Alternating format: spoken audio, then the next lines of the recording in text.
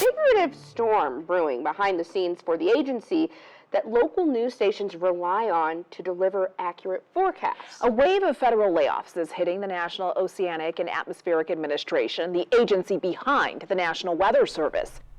All right, so we've been tracking the fallout from funding cuts impacting weather reporting. In February, we reported on layoffs at NOAA affecting hundreds. Now, as the Trump administration pushes to slash spending, new cuts are hitting critical weather forecasting and emergency alerts, particularly for non-English speakers. The National Weather Service's translation services have come to an abrupt halt, sparking concerns for communities that depend on these potentially life-saving warnings. Denver 7's Christian Lopez is following up on what led to service suspension and the risks experts warn may follow.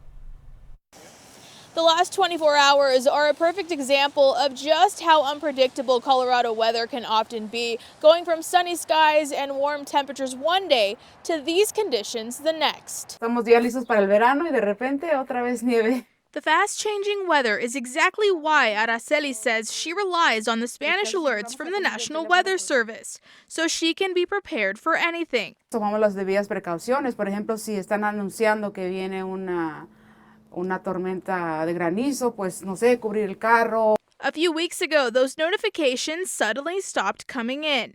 The National Weather Service was working with an AI company called Lilt that offered translation services in 5 different languages. But that contract lapsed, meaning a pause in services until further notice. Weather information shouldn't be reserved for only people who speak English. MSU professor Erin Robertson says she previously worked for the National Weather Service and has heard several stories about how these alerts have provided life-saving information. A family, who spoke Spanish, and when they received the warning in English initially, they ignored it. But then once it came out in Spanish, they realized that they were in danger and they took shelter.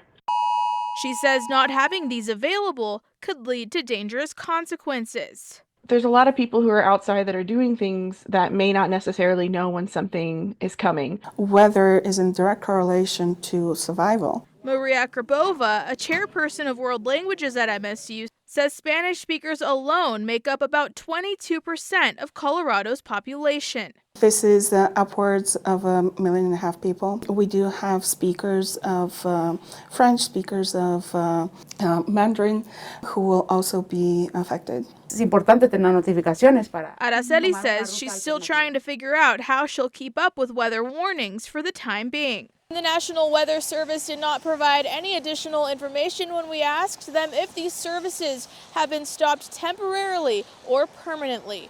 Reporting in Denver, I'm Christian Lopez, Denver 7.